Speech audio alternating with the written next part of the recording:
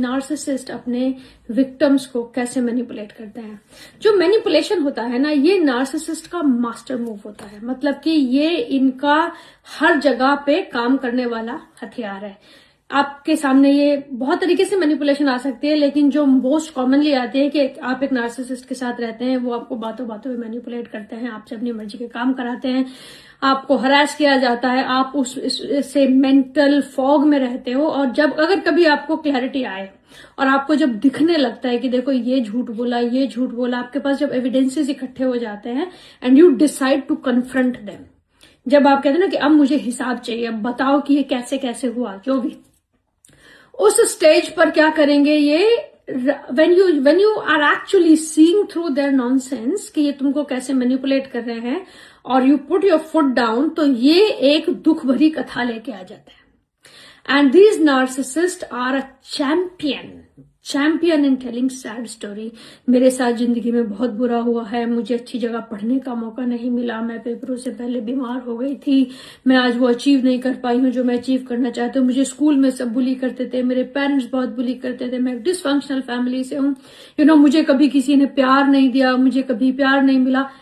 And then you think यार इसके साथ कितना बुरा हुआ है। आई एम नॉट सेइंग कि उनके साथ नहीं हुआ होगा, बिल्कुल यार, बाय ऑल मीन्स हुआ होगा, and I totally empathize with it, but using it as a tool over and over again to manipulate the person.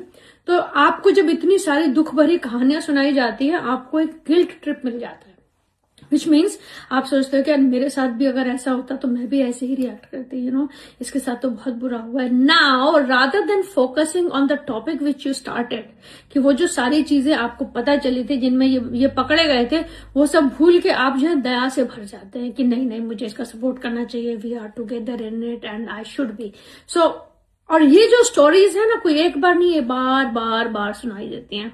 ये तो मैंने एक पार्टनर की बात बताई। अगर आपके पेरेंट्स नार्सिसिस्ट हैं और अगर आप कहते हैं कि भाई हमने जॉब करने के लिए हम बाहर जाना चाहते हैं, या you want to move somewhere, कोई भी काम, या आपने उनकी मर्जी के सब्जियां नहीं लाए, या छोटी से लेकर बड़ी से बड़ी बात तक, हमारी तो कोई सुनता ही नहीं है, हम तो यूजलेस हो चुके हैं, and they create this manipulation. तो रिलेशनशिप में फ्रिक्शन होती है। इन लॉज अगर ये कर रहे हैं, दे आर ऑल्सो लाइक हमने तो अपने इन लॉज का इतना किया था, हमारे जमाने में तो बहुत होता था, हमने तो बहुत दुख सहा है।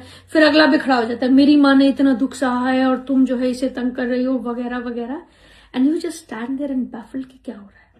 सो वो सैड स्टोरीज आपको एक गिल्ट ट्रिप देने के लिए हैं, ताकि आप ये गलती से भी ना सोचो कि आप इनके चंगुल से निकल जाओगे।